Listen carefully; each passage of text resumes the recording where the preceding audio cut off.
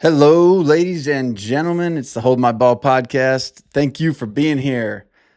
Today's guest is a curious one, an odd one, an ambidextrous pitcher, which is crazy. In the big leagues, 5 years spent throwing pitches with his right hand than his left. Same game, same inning, same batter sometimes, I think. They made a rule for this guy. A little situation with a switch hitter. They just went back and forth and back and forth and back and forth. Till somebody said, "All right, somebody's got to choose first." And I think if I listen correctly, I won't tell you what the rule is. You'll have to listen right here in a minute. But the Pat Venditte rule made for our guest today, Mr. Pat Venditte. Let's start the tunes. Let's get into it.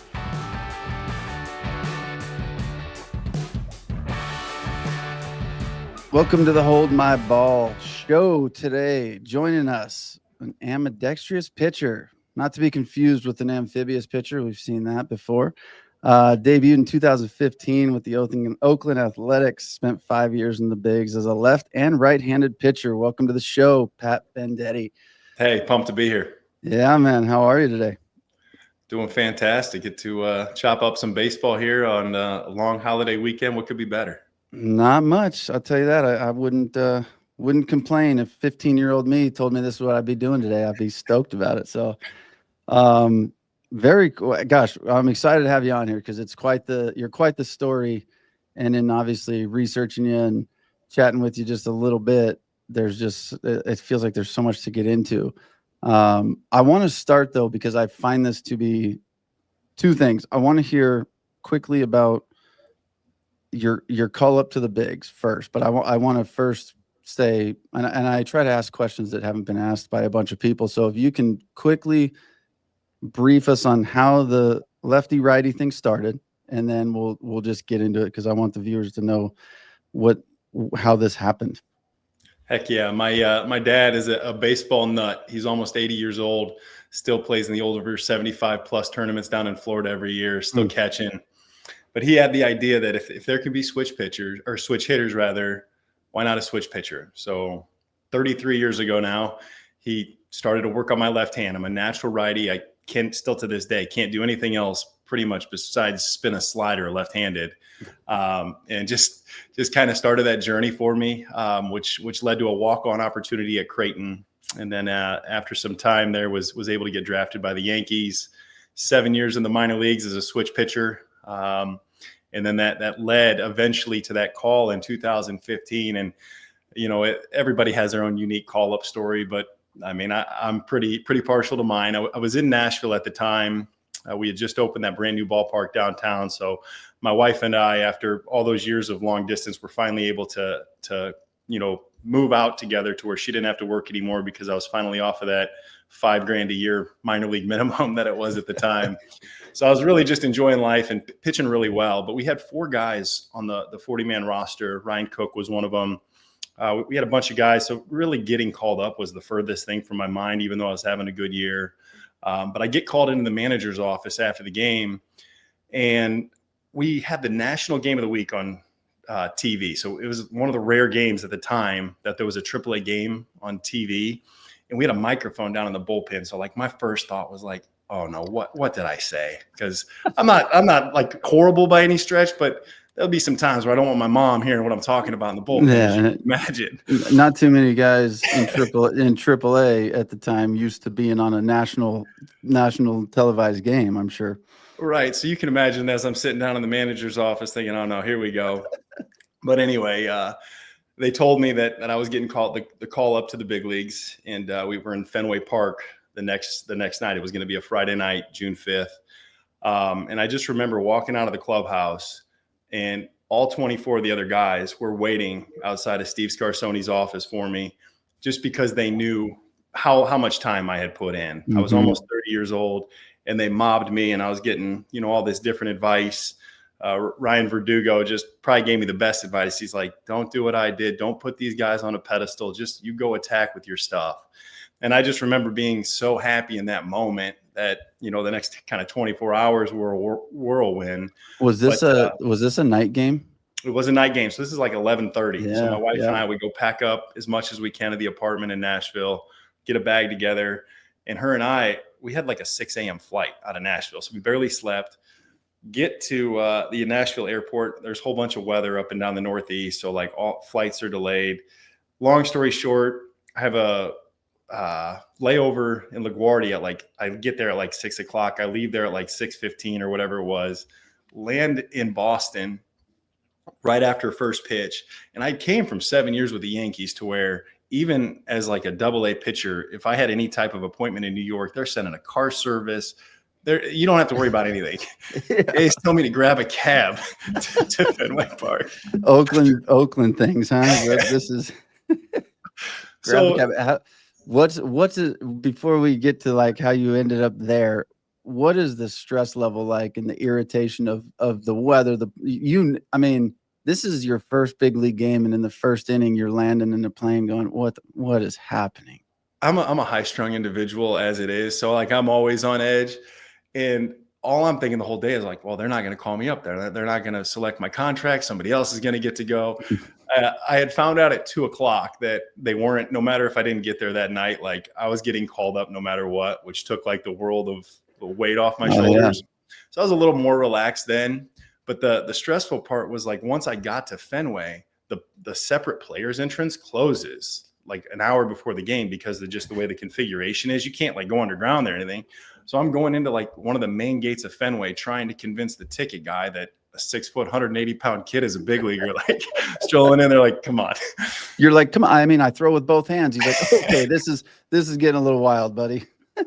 So long story short, I finally get led through, and the visitors locker room there is right on the concourse. Like, so there's people buying beer, like heckling me as I'm rolling through. I get in the clubhouse. Tyler Clippard's taking a nap. So like I'm signing my contract, trying to be real quiet because he's our closer at the time. And Clip's a great dude. Had got to, meet him during spring training and things like that. But long story short, I signed my contract, and I remember walking down the long tunnel of Fenway Park there and just thinking of all the people that had walked there before me, just the legends, and just feeling like, is this really happening right now? Is this some crazy dream that I'm going to get woken up from? I hit the steps and I go shake Bob Melvin's hand, and then Stephen Vogt, the manager of the Guardians right now, puts his arm around me. He goes, Pat, after this half inning's over, I want you to walk as slow as possible from the top step to the third base line.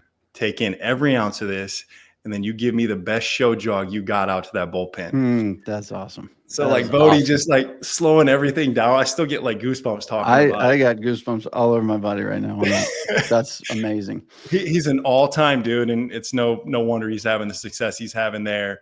But just slowing all that down for me, because I had this huge pregame routine that I had done the last 7 years that I wasn't getting to do that day. No stretch, nothing. Mm-hmm. I get out to the bullpen probably like in the third inning. I play a little catch, left and right-handed. Phone rings in the sixth.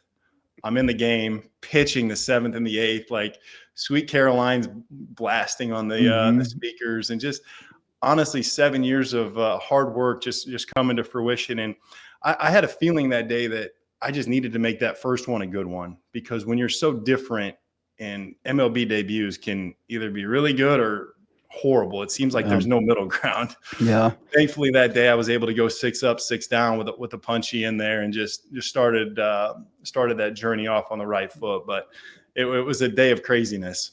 Oh man, I can imagine.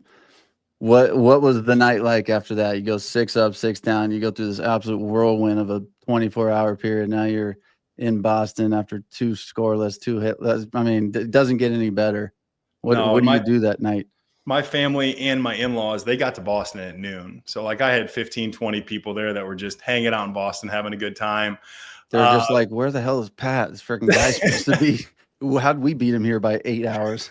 Yeah, they were there in plenty of time, but it was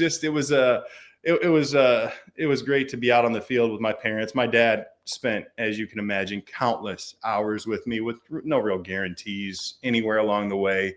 So to be able to share that moment with them and my wife and my in-laws made it that much more special. We didn't go out or anything after. We had an earlier game in the next day, and pitching with both hands, even though you pitch 2 innings, you're right back live bullets the next day. And I didn't want to get on that train back to Nashville just yet. So went back to the hotel, dialed it in. And the next morning, though, was pretty special. I got to walk to Fenway. It was a couple-mile walk. My wife and I just strolled through some of the sites and just kind of were able to savor it a little bit then. And it was special. That is awesome. That is something I think for me that I a lot of big leaguers that I meet, most of them are just such good dudes. They're genuine good dudes. I'm sure when you're in the world, you see a lot more of good and bad. But I'm convinced that a lot of these guys are the way they are because you get drafted in the NFL, you're either on the team or you're on the practice squad. You get drafted in the NBA, you're on the Lakers or you're on their G League team. You get drafted in the MLB, it's like, congratulations, go to the middle of nowhere and grind away to try to get up here where it's the only glamorous part of this. And you're going to have to go through 8 different rungs of the ladder to get here. So the guys that make it like you, and I'm wearing a Dodger hat. Dave Roberts is very similar to you and a grinder through his career.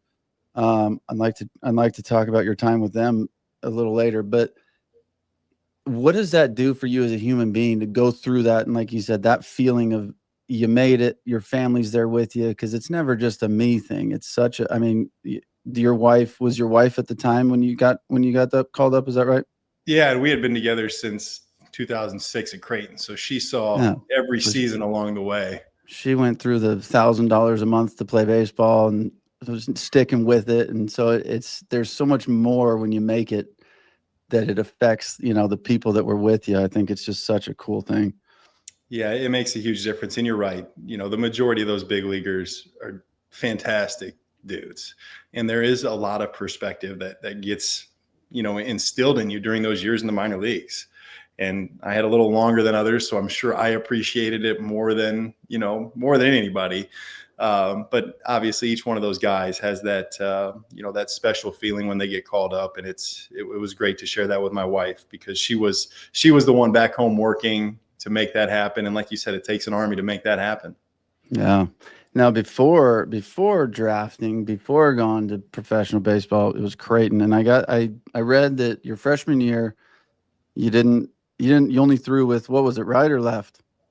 It was only my right hand. So a little bit about that backstory. I was not a very good high school baseball player. I mean, I was okay, but by no means anywhere near a Division I talent. Come to find out, my dad had called Coach Service at Creighton that summer to see if there was no roster limits back then, just to see if I could walk on and see if I could work my way into some sort of a role. But luckily, Coach Service agreed to that. I think I was committed to like Midland Lutheran or something like that in middle of Fremont, Nebraska. So I had a different path that thankfully my dad helped me carve out. But I didn't really give Coach Service much of a reason to believe I could get college hitters out left-handed. I had a good fall, but my first games of the spring were horrible to where I really didn't pitch again that much that year. So it was kind of up to me that summer to figure something out, or that was going to be the end of probably pitching. And that's when I had a coach drop me down sidearm. Coach Travis Wyckoff was former Wichita State All-American. Luckily, he did that because once I dropped down, it was just like, I don't want to say pitching came easy, but it was just so much more natural. And I was able to spin that slider. I was able to throw a pitch, that even if they knew it was coming, I still had a decent chance, because without that, I mean, I was throwing 81 miles an hour at the time. I needed that secondary stuff, and that's what really kind of propelled me. And then I was able to build on that, get drafted both my junior and senior year, and then start that 7-year journey. Wow. My thought when I saw that you didn't throw your freshman year, previously I read that your dad, when you're 4 or 5 years old, started going both ways and had an actual plan to be like, we're going to do this. And I just pictured him, and this may probably from coaching high school and knowing how dads get. I just pictured him back there fuming like this, freaking only using one arm. I taught him for all these years. No, you got a coach that won't do it. That was my first thought, so I had to ask. But it makes sense. You weren't there yet, and you got somebody that tweaked something, dropped the slot down, and a little life changing. I saw that in the kid I coached in high school. He was a righty, same thing, 80 miles an hour, over the top. He was like an Iron Mike. And then we dropped him down, and he was a COVID senior, but I think he had 3 starts that year, and I think I pulled him in the 6th inning of all 3 because I'm like, we just got to get some other pitchers some time. Nobody could touch him. He's just dropped down there and moved. So I totally understand the natural dropping it down worked for a lot of people. Let me ask you this, because let's go into the Dodgers real quick, because your time with them was in 18, correct? Yep. You were with Dave Roberts, and that I think he got there in 16, maybe 15, 16. So you were early on in his coaching tenure, and now seeing where they're at now, what was your time like with them? Of the 6 organizations I played with in the big leagues, that was probably the most special organization. I mean, obviously it's a lot of fun when you're winning, but just the culture that Dave has created there is so inclusive, and it makes you feel like you're a part of things. Even though I was the 25th guy, every time I'm getting called up, I'm the last guy coming to that game. I'm facing the 6, 7, 8 in that lineup, when they're coming up. But the way that, Clayton Kershaw, Chase Utley, Justin Turner, the way those guys made you feel, you were just as important as they were. And from a performance standpoint, that made me just perform at a higher level. I knew how much they were putting in to those winning ways. I didn't want to be the reason that, we're not doing exactly that. And I think it really, it brought the best out of me. And it was just something that's stuck with me too. You always hear about, you're as good as your best people. In other words, if you got, guys that are not the best off the field, or the way they treat people, even if they're elite performers, it sometimes comes back to get you. And there's no secret to why they are who they are. Yeah, they got a nice payroll, but you just look at up and down that dugout, everybody just gets along so well. And it's a big family there. And I think Dave has done a tremendous job managing that team, and from the top down, from the GM down to the training staff. It was just an elite experience. You think that's how a guy, and he's always been good, but obviously on a different level, like Tommy Edman, gets in there last year and then has just, NLCS MVP. I think if it wasn't for Freddie Freeman being the best player to ever live for a month straight, that guy, in a guy like Edman, always good, but he gets there and he's just a different version of good. And I'm just convinced what you just said, it has to be the surroundings, because you see a lot of guys come up with the Dodgers and they're like these new guys and they do really well. And it's like, oh, they bring these young guys up. But I've heard the same thing. And it's like, somebody put it to me this way. I did a camp at some point, and there was a hitting coach that spent his time with the Dodgers, but spent his time in the Dominican, which another thing we're gonna jump to after this. I got some questions, and I know you got a story there. He said the easiest way to put it is like, let's say Magic Johnson or Dave Roberts or whoever is going to walk by Justin Turner and say, "Morning, Justin, how you doing?" Boom, and then walk by the janitor and go, "Hey, Tony, how you doing today?" Like, they're gonna know everybody there, and it's part of the culture that we truly are all the same. And I think as a player, especially coming to a new team's got to be tough no matter what it is. Being a young guy coming up, it's all the transition phases for you players, the comfortability.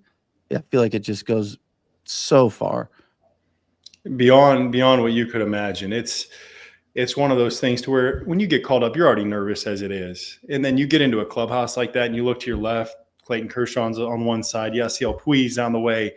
There's just endless amounts, Chase Utley, just superstars everywhere.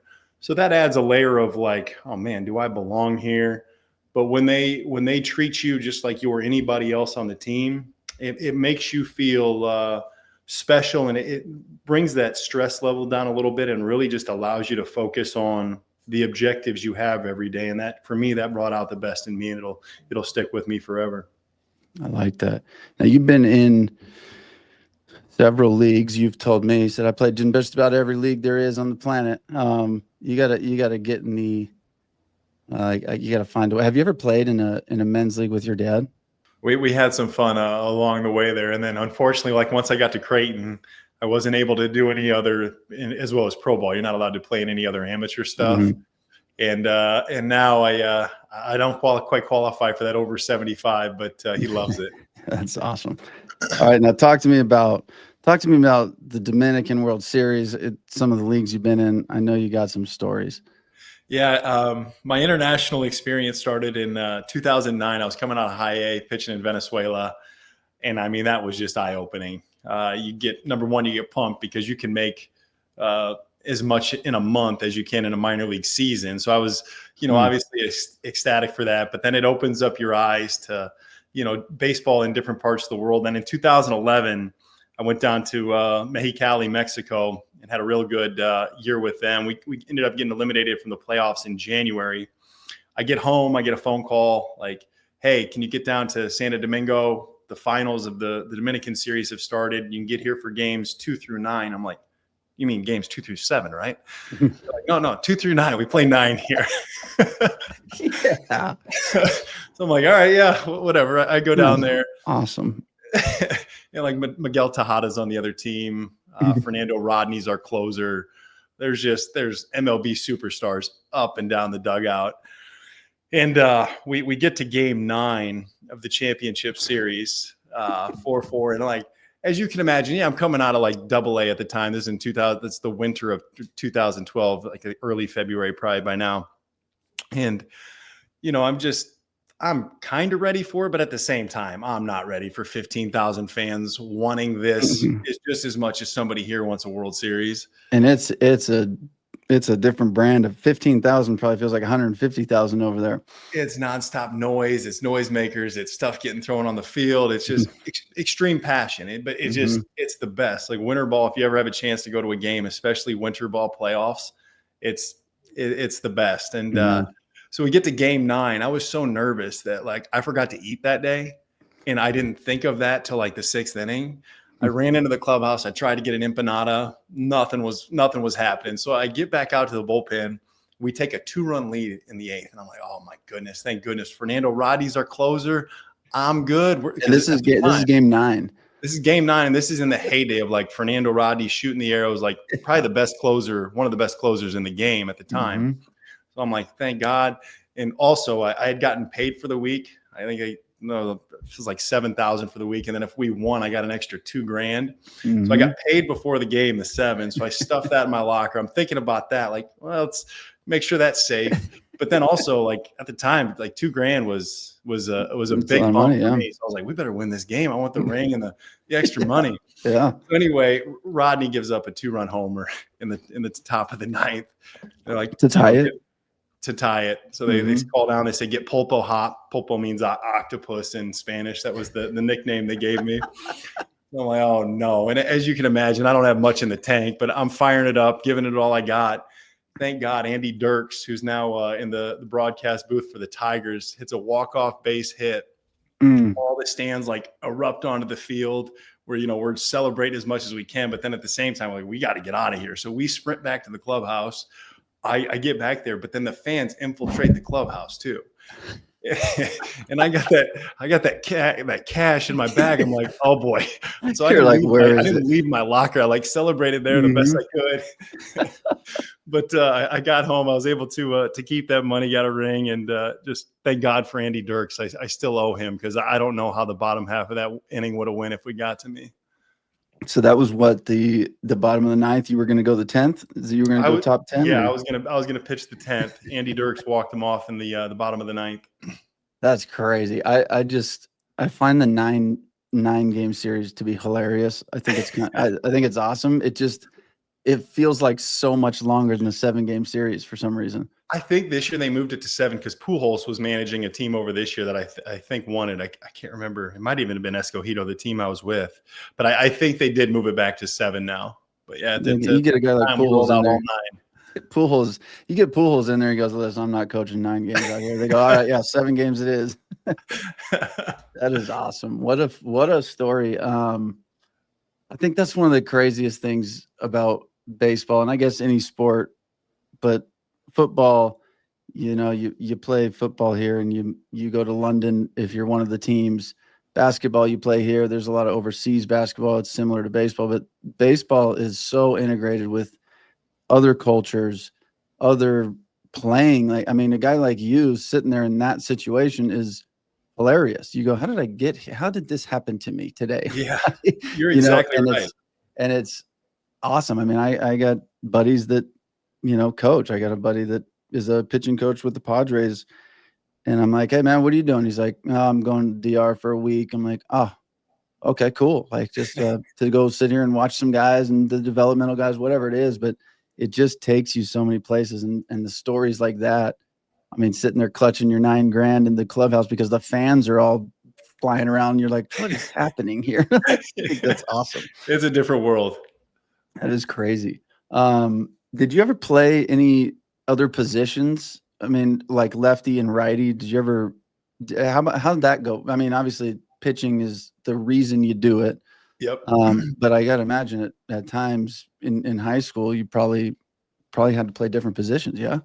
I do. And, when we had talked before this, you want to show something a little different each time you come on a podcast. Mm-hmm. And I realized that like I have ambidextrous first baseman's mitts, and This is why I asked. I'm peeking these things behind you. I'm like, I need to see these. I need to see what's going on here. So I got a couple of them here. So I did play first base. I very forgettably at that. I think I was like a 212 high school hitter. Like you talk about people born to be a pitcher, like that's me. But my dad, like Mizuno in 1992, made me my first ambidextrous glove, which a lot of people have seen. So it's got the two thumbs and then the pocket in the middle. So this is something that people have seen. But he called Mizuno and was asking, can there be an ambidextrous first baseman's mitt? So that way, if we had double headers, I could pitch the first game or the second game with one hand because I wasn't switching back and forth during the games. Then I would pitch one full game lefty and one full game righty every few days. So they came up with this, and this is the first time I've ever showed this off. Wow! So this was the first version, and they have the date on there. It was June 19th of 2001. This glove was made by one of their master craftsmen. So I got this first one, and I was like, it's really nice, but it's a little small. So then so you're just like building. You get the prototype, and then you're just like, okay, since I'm the only guy with this, let me tell you what we need. You're building. So this was the next one I got, and it has to be a one of one in the world because who else would in their right mind would even ask for an ambidextrous first baseman's mitt? That's amazing.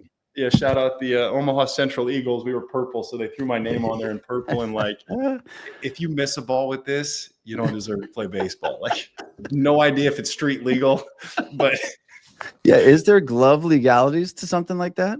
There's no way this is in the this would get approved. I was gonna say that's what I was gonna say. I know an outfield glove can only be 12.75. Go any higher. That to me looks like a cheat code glove.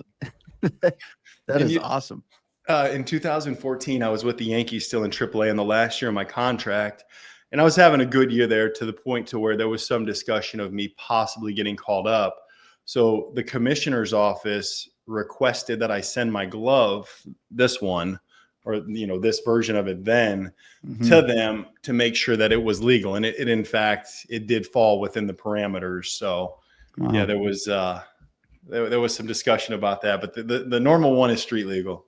What are some of the, you probably know as well as anybody, what would make a glove like that illegal? I think the overall size. Okay. I didn't look into the overall dimensions, and there are limitations that Major League Baseball has set. I don't know exactly what they are, but that's the biggest thing is I think surface area of the glove. And I know you've probably told this story 1,000 times, and I try to stay away from these, but the making the rule of because of you, walk me through, because I find it so hilarious to watch. The switch hitter comes up, you go back and forth. It ends up looking like everybody just gets heated and pissed off with each other. And I'm like, this is such a funny thing to do because at some point you look at it and go, this has gone on so long now that I'm bought in to make it go as long as it needs to go. And I'm in. No matter what, I'm staying here as long as it takes. And I think both you guys did that. I think it was awesome. Can you just walk us through that real quick? So yeah, that was my first ever professional game. And you talk about having the AAA National Game of the Week. To have a rookie ball game on TV is even like more far-fetched. But I was with the Staten Island Yankees. We were playing the Brooklyn Cyclones, who are the Mets affiliate. And SNY, the Mets network, has cameras at Keyspan Park there on Coney Island, just in case the Mets games would get rained out, because then they would just go into the broadcast of that game. That's how I understood it. So that game was captured on TV. And before the game, Pat Rossler, who's now on the bench with the Yankees, was like, Pat, I don't know what the rule is, so get out there and just try to keep the advantage on our side. So that's what I did. I just kept switching back and forth to make sure I was having that left on left or right on right advantage. And that day, the umpire allowed me to stay righty to face a righty. And it was awesome because I threw not a very good breaking ball, but you got to think about it. When was the last time, he saw a breaking ball coming from the right side? And, he swung over one, and I was able to, to win that battle. But unfortunately, the rule came down the next day that I had to declare first. And there's a first rounder from last year, Jurangelo Sainja with the Mariners, who's incredible. He was out of, where was he? A&M or what was he? He was out of Mississippi State. Mississippi State. But okay. You go from myself, a 10th round senior sign, to somebody getting signed for $5 million plus.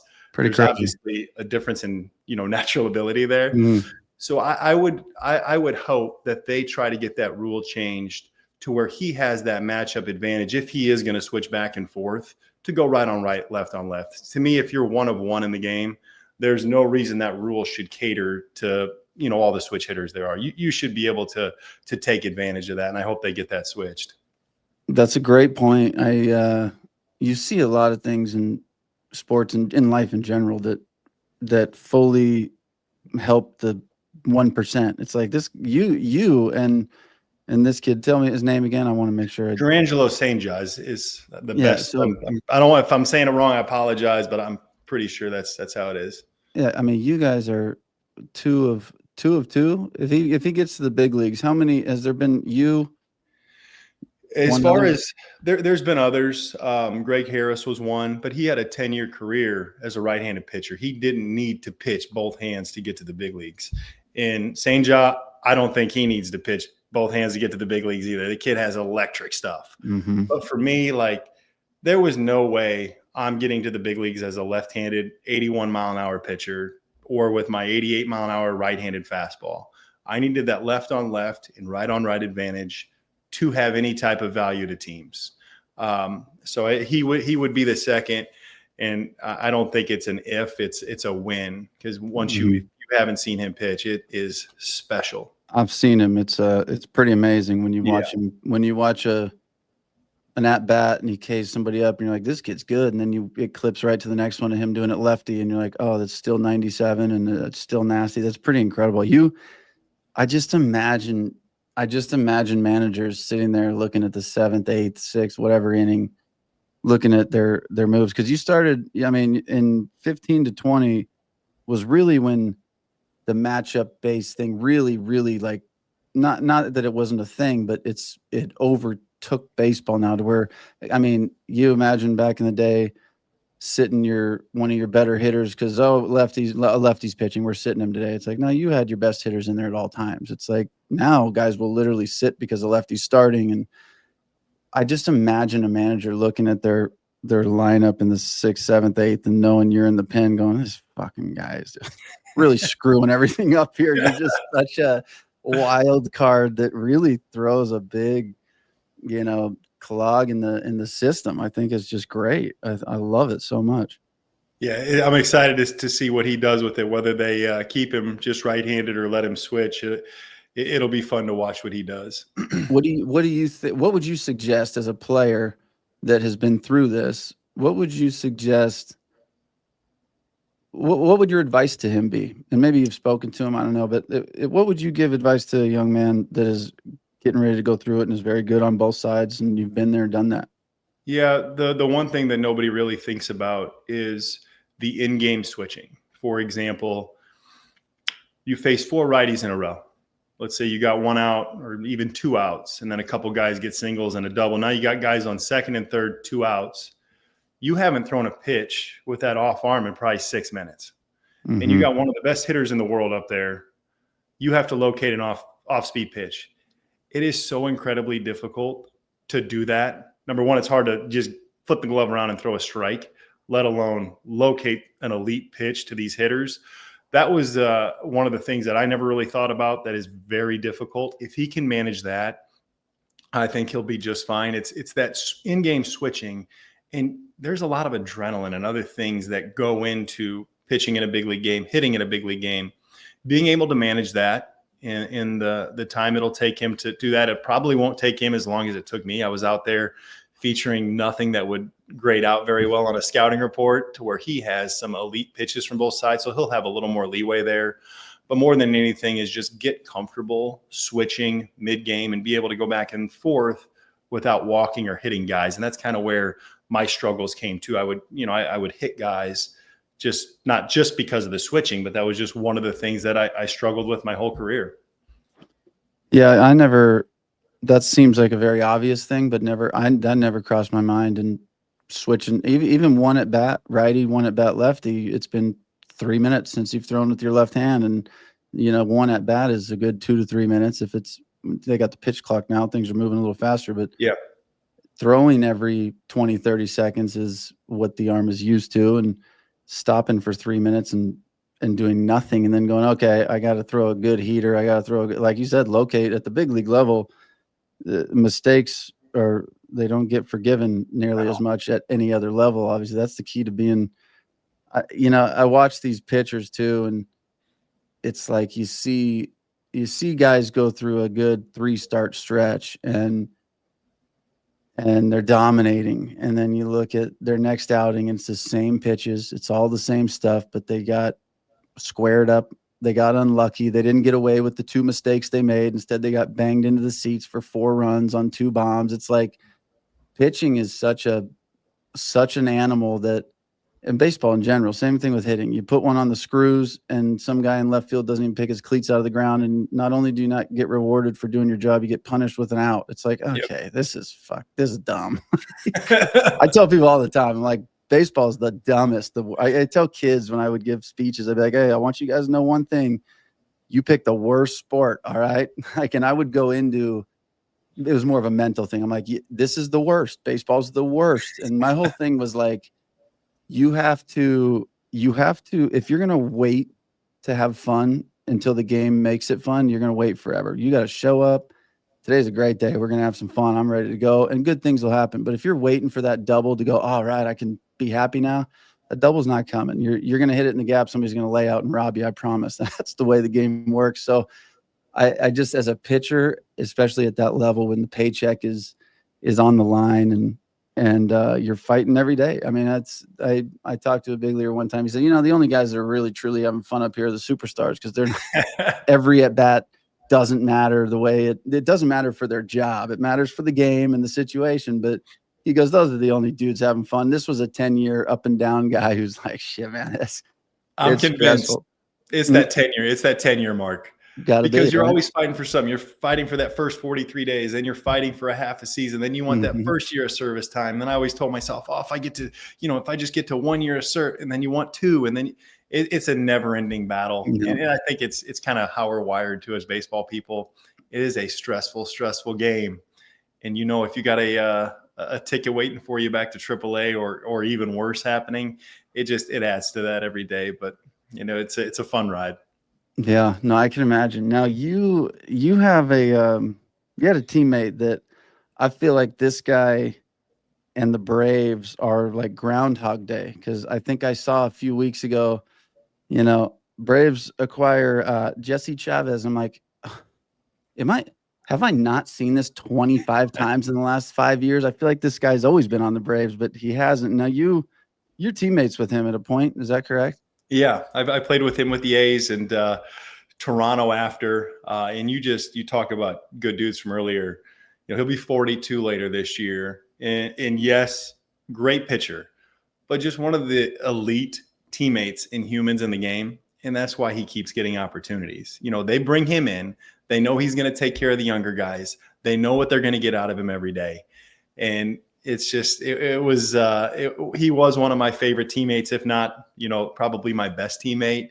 So we were together in 16, and we had been together the year before in Oakland as well.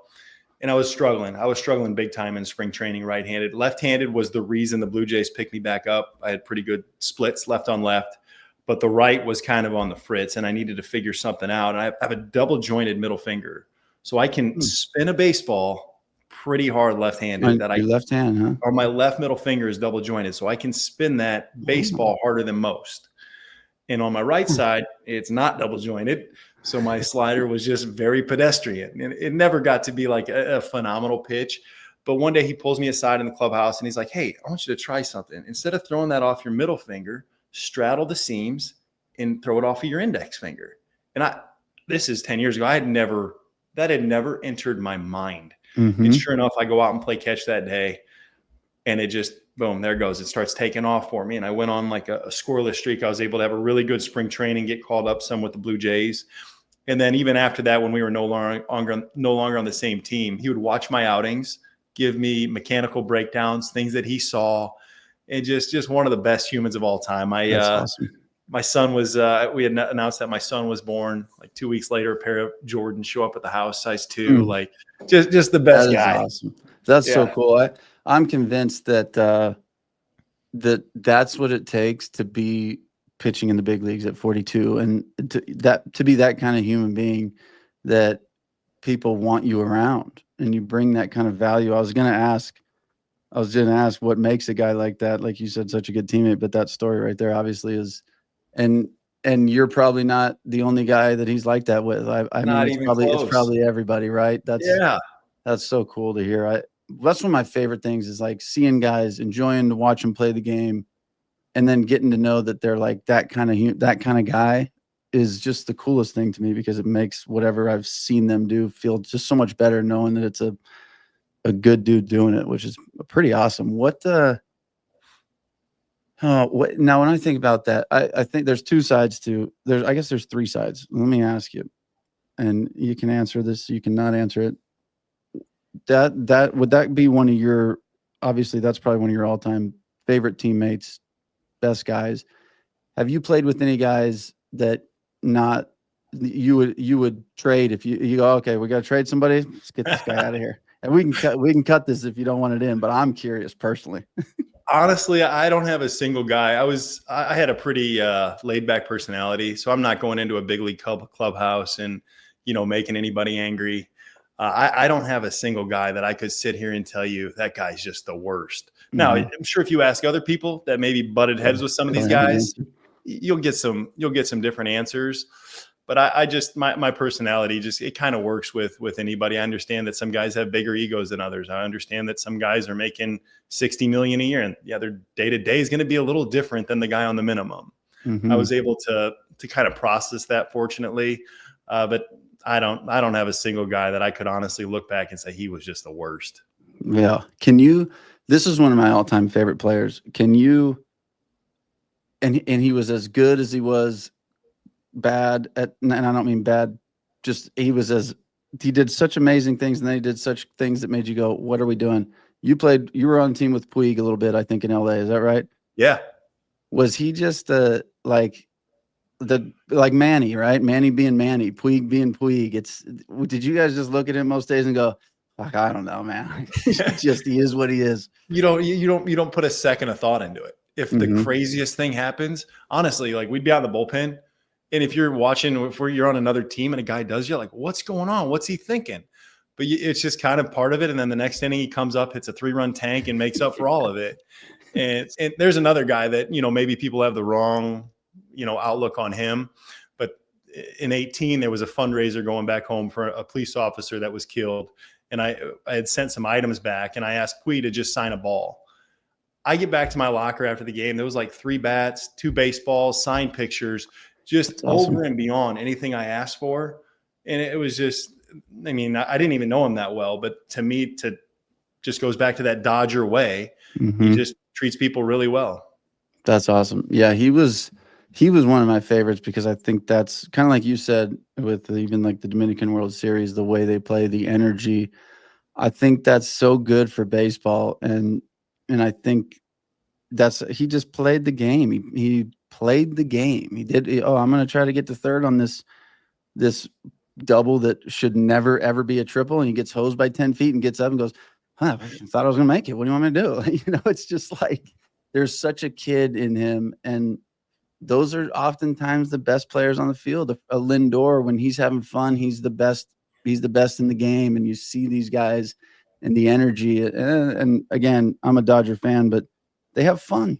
Those guys look like they're having the most fun of anybody in the league, and every team has an identity. You look at Detroit right now, and they look like they're having fun, but it's a different kind of fun than the Dodgers. It's like the Detroit's fun is this little underdog-ish. We got to win 100 games for anybody to maybe start believing in us, and they like that. So their fun is continuing to prove every day, and I just love seeing the different dynamics in teams and what makes them tick.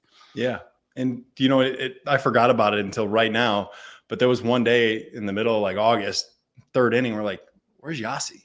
He wasn't even at the park that day, but nobody thought twice about it until like you're in the third. I don't know if you remember, but like his house was getting robbed at the time or something. Come to find out, he was handling all that. We're like, oh yeah, he's not here. We didn't have to call up anybody or anything like that. Like we just played with 24 guys that day. Just get through the lineup one time and go, did Puig hit? No, is he even here? That's classic. That is funny. In your time, I always enjoy the funny. You guys, I always say this: baseball players have to have a personality because it's such a boring game. You're a relief pitcher. Not that it's boring, but you're going to spend the majority of your time sitting on a bench with a bunch of guys, and then you get warm for 15 minutes. You go in the game for an inning, and then you're back hanging with the guys. It's like if you don't have a personality with that group, it's going to be a boring deal for you. So you guys have personalities. Is there anybody that's like you remember, whether it's pranks, jokes, just things that you guys have done, you go, this was a classic? I'm trying to think. There was a hot foot one day. I mean, that's nothing crazy though. No, there's nothing that like stands out that nobody's ever seen before. Mm-hmm. I was, the Dodgers bullpen, we didn't really have a whole lot of characters out there. There was some dudes that are different, but that team was pretty buttoned up. Ryan Cook was always a good time closer for the A's in the mid 2010s. He was always high energy, but nothing crazy. Let me ask you this: throughout your career, a teammate, and we're going to take Jesse out of this one. You're coming in, let's say seventh inning or ninth inning. You just happen to be the guy for whatever reason. It's the ninth inning, game 7 of the World Series. Pitching has put you in the place. Who is you got one guy that's going to give you 5 seconds before you come out of the door in left field to go take the mound. Who's the one guy that you want? Say, hey, you got 5 seconds. What are you going to tell me? Vote, 100% Stephen Vogt. He's, just goes back to that Boston, calming. And that goes back to what we talked about earlier, having that perspective. Like Vogt didn't get rushed to the big leagues. He was down there not quite as long as me in the minor leagues. But you got a guy that's got perspective, that got to the big leagues, had some success, struggled a little bit, found a way to have even more success. And I don't know how old he was when he stopped playing, but he had a tremendous career and perspective that not a lot of other people have. But he can sit in that clubhouse today and know how his best player feels and how that 25th guy feels, because he lived both of them. And I think as a manager, if you can incorporate that, what else could you ask to be able to relay that and relate to those guys? And I think that's what makes him so good. I think, and it's hard to say this because I think it's the most important thing in a manager's job. And I struggle sometimes to word it without making their job seem like they're not doing anything. But a big league manager is not, he has guys for everything. He's not out there every day working with the infielders. He's not working with the hitters. He's not working in the pen with the pitchers every day. It's like he creates the culture, and like you just said, Vogt, knowing how the first guy feels, knowing how your shortstop feels, and knowing how the guy who hasn't pitched in 4 days and might get sent down in 2 weeks, knowing how he feels today. That to me is the manager's job. You create the culture. You make sure every guy. Dave Roberts told me this advice when I was coaching, and it always sounds, I'm like, I can't even really say this with social media and all the shit nowadays. I'm like, I can't even say this the way you said it, Dave. But he said, touch everybody every day. And it's a slap on the back. It's a pat on the head, like whatever. He goes, touch them, because my high school kids, I would always, it's a fist bump, it's a arm around the shoulder, whatever it is. We would take an in and out pretty much every practice to start the day after throwing, just to do it. And my coaches would run it, and I'd just walk around the whole field, talk to the right fielder. How we doing, man? How's the girlfriend? You guys still good? Cool. Center field. What's up, dude? Life good? How's math class? You still getting an F? Whatever. But I would touch them, and he said, because when you touch them, they know you knew they were there. That's all there is to it. You could say hi from however far away, and if you don't make it a point to physically touch everybody, 4 guys could slip by you, and you can go, I didn't even say a word to them today at practice. Not even a word. And I always thought that was the coolest thing to me. And I tried to do that the whole time I coached. But would you say, from being there, that's a manager's job is that for the most part? Without a doubt. And he lives that. What he told you, I can tell you from experience, top to bottom, he's doing that with everybody on his team, on his staff, whether you're running the clubhouse as an equipment manager or in the training room. He is doing that and has a genuine care for those guys every day. And another great manager that I had, my first one, Bob Melvin. And the thing that he brought to the table that has stuck with me is the way he treated you every single day. Bob Melvin would treat you the same, whether you were on a 6-inning scoreless streak or you had just given up 5 the night before. His mound visits, when he comes to take you out of the game, the same. Every single time. If you're struggling, he knows that you're already at one of your lowest points. Comes out. I remember there was a day in Chicago. I had done horrible. It was a bad one that sticks with you. And I just remember him coming out, taking the ball and saying, Pat, there's going to be other days. You're all right. Slaps me on the butt. And I just remember, I still didn't sleep that night, but I just remember showing up to the park the next day, knowing like, all right, I got another opportunity coming today. How am I going to prove him right for having this faith? And I think that is such an important part of leading these big league teams too, is not riding that wave and just being the same. And those guys that stick, I think you'll notice that that's a quality that they have. Yeah. I think it's always cool for me to hear guys that have been through and done that. Now, you've given us so much time. I want to talk real quick. I'm going to throw this in your head, and then I'm going to ask you a question about something that I think, I don't know how much you want to go into, totally up to you, but I know you have been, we talked a little bit about a foundation that you want to, you're working on, and has been a pretty cool thing. If you can just talk to me about that. What I'm going to do after this is, we had a guy on, I'll tell you his name after this, but I asked him to leave a question for the next guest. And it's something I found on another podcast, but so he leaves a question, doesn't know who the guest is. We don't know who the next one is, but he asked a question, and then I'm going to relay and you're going to answer. And then I'm going to ask you for a question, and it could be anything. It could be baseball, life, whatever, but just a question that the next person will answer. So you can start spinning that in your head, but please talk to me about the work you're doing here with this situation. Yeah. So I had a teammate in college and a close friend, Chris Gradeville, who was the director of baseball operations until 2021, when he was killed in Omaha, Nebraska. In 2022, we started Gratitude, Graditude, spelled a little different in honor of Grady. But it's a baseball camp that we put on once a year out in Omaha, the Tuesday or Wednesday right before the College World Series starts. So it's coming up June 11th. We got several spots still available, got almost 200 kids signed up. But the purpose of this was to keep his legacy alive. His friends and family come out, his mom and dad and sister are there, and his widow comes out as well, as much as she can. But all of the money from this camp goes to the catching scholarship endowed at Creighton University in his honor. So it's a way for us that we're close with him to keep his memory alive, because you talk about great teammates and great friends, people that are there for you whenever you need it.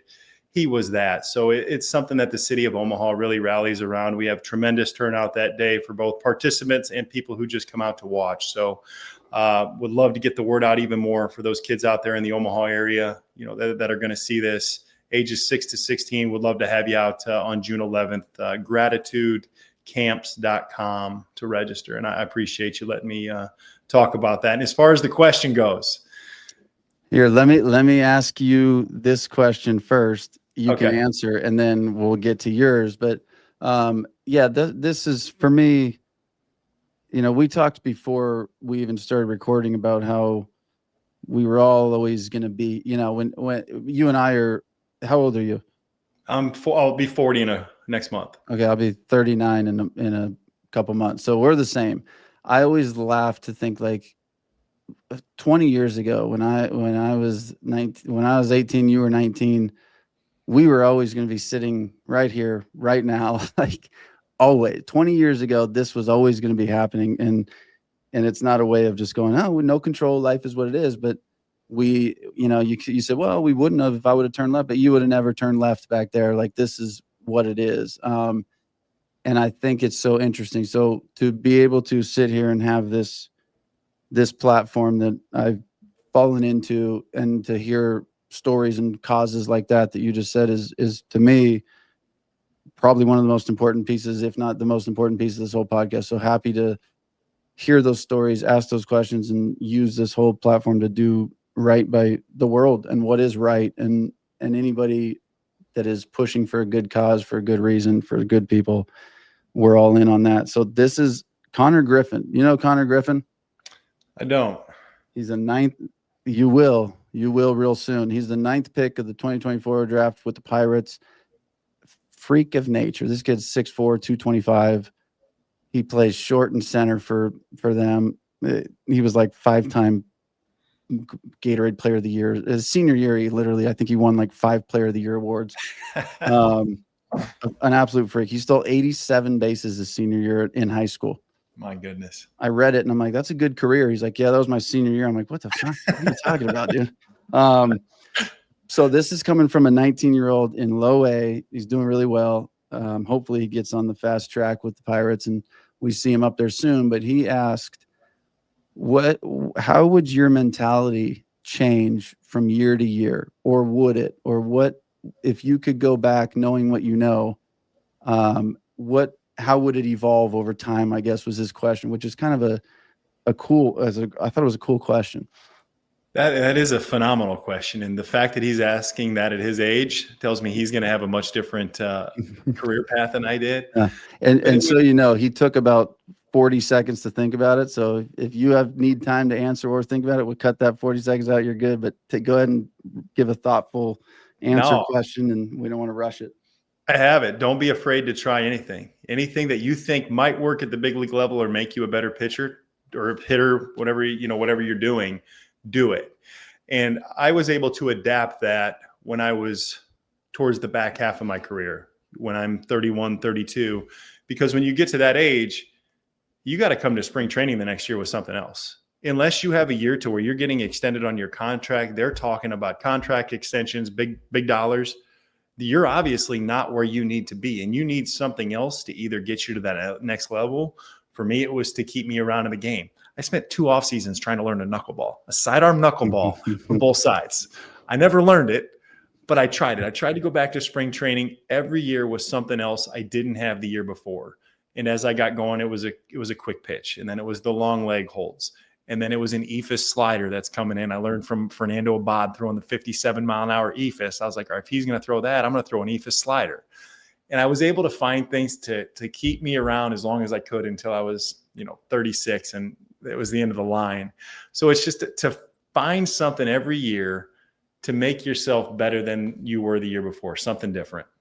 I like that. What's crazy is you answered the question with the question. The question is, how would your mindset evolve every year? And your thing was, don't be afraid to evolve every year, which is pretty cool. I like that a lot. And I wish I would have started doing that at 23 rather than at 31 or 32. That would be the main answer to that part too. Just start it now. Awesome. All right. Well, I love that. I'm going to give you your platform to ask the question, whatever it may be. Could be anything. So you can. The first one that came to my mind, and I've never had this posed to me. I've had it posed to me in different forms, like who would you do dinner with? This is a little different. You get I should have. This is one of the questions I should have sent you earlier and said, hey, just so you know, I'm going to ask you this, but I didn't. That's all right. It came to me pretty quick. You get 1 week anywhere in the world with one person that you don't currently know, Mm. where are you going and who you taking? There's no time frame other than, well, so you can't say anything of religion based. Can't say God, can't say Jesus. Anything outside of that, you go from there. And who you going on that vacation with, and where are you going? Wow. We're going to see what type of guest you have on next, whether it's I'll be interested to see what they say. Me too. That's a great question. Now, does this person have to be here and alive? No, okay. Does not, but it has to be a human being. Yes. It has to be yeah. Well, I guess Jesus still technically Yes. falls in that, but nothing religion based on this one. Gotcha. That's a good one. I see. Now, if you just asked me that immediately right now, I'd be sitting here for 10 minutes going, oh, well, let me think. Like, that's a great question. Either. That's a great question. I'm gonna. Our next guest is gonna get that one before the show, about a day before, and go think about it, because it's gonna be your question. But very cool, man. You're either gonna get a model or some historical figure. I don't think there's any middle ground. Yeah, if it's some 20-year minor leaguer, we're gonna get some Instagram model we never heard of and go, all right, cool, sounds good, man. I don't blame you. That's awesome. Dude, man, we could go forever. We might have to jump you back on here at some point just to talk some shop. I enjoyed this so much, man. Thank you for the time. It is always a pleasure for me to, like I said, if guys are actively playing, it's fun to root for them. And guys that I watched play, it's fun to have a whole new respect for the human being that I watched versus the baseball player. So you are, wherever the bar is for genuine, I feel that, and you're at the top of the bar with me. So thank you so much, man. I look forward to having you on again. I already know I'm going to bug you at some point, so I'm just going to say I look forward to having you back, because I'm going to bother you to get back here at some point. I look forward to that, and likewise, when one of your favorite baseball content creators reaches out, like you said, it was etched in stone that this was going to be here, and it's a simple yes. That is awesome. I appreciate it so much, man. We will chat with you soon. You enjoy the rest of the day. Talk to you, man. All right.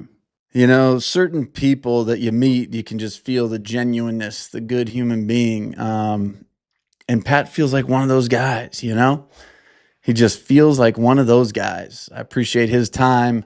Just love talking to these guys, man. You get to know people, you build relationships. And he seems like just a good one to have that relationship with. And I'm thankful for him coming on to this show. And I'm thankful for you guys for continuing to listen, hang out with me, keep checking into this Hold My Ball podcast. I'm having a great time. I hope you guys are too. As always, like, subscribe, do whatever you got to do to support without stressing yourself, And if the content is good, that's our job. So let us know. As always, critiques. Hey, you're doing this great. Hey, you're not doing this so great. More of this, less of that, whatever it is. We want to give you guys a good show. So keep filling us in, and we will check back with you on the next episode, which are coming to you at a high rate right now. We're going to be shooting as much content to you guys as possible, and build this into the greatest show on planet Earth. Now, if we can get a little bit of Mo Loud and the Humble to take us out today.